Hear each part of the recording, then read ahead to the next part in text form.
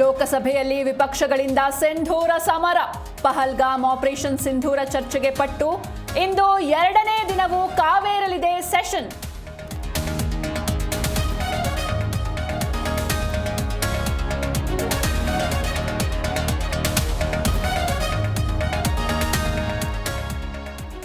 ಮುಡಾ ಕೇಸಲ್ಲಿ ಸಿಎಂ ಕುಟುಂಬಕ್ಕೆ big relief. ಇಡಿ ಕುಣಿಕೆಯಿಂದ ಸಿದ್ದು ಪತ್ನಿ ಪಾರ್ವತಿ ಬಚಾವ್. ಸಿಎಂ ಮನೆ ಮುಂದೆ ಕೈ ಕಾರ್ಯಕರ್ತರ ಸಂಭ್ರಮ.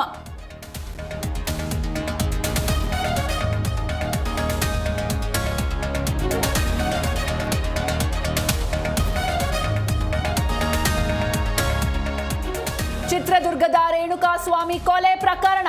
ಇಂದು ಸುಪ್ರೀಂ ಕೋರ್ಟ್ನಲ್ಲಿ ದರ್ಶನ್ ಜಾಮೀನು ಭವಿಷ್ಯ. ಬೇಲ್ ರದ್ದಾದ್ರೆ ದಾಸನಿಗೆ ಜೈಲು ಫಿಕ್ಸ್.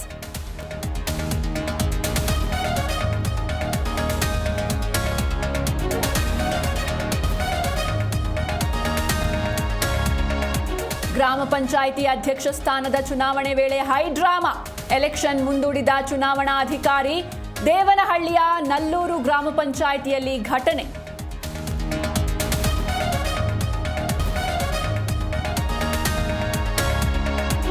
ಹಿಮಾಚಲದಲ್ಲಿ ಮುಂದುವರೆದ ವರುಣಾರ್ಭಟ. ರೈಲು ಚಲಿಸುತ್ತಿದ್ದಾಗಲೇ ಸೇತುವೆ ಕೆಳಗೆ ಕುಸಿತ. ರಸ್ತೆಗೆ ಬಂಡೆ ಉರುಳಿ ಜನಜೀವನ ಅಸ್ತವ್ಯಸ್ತ.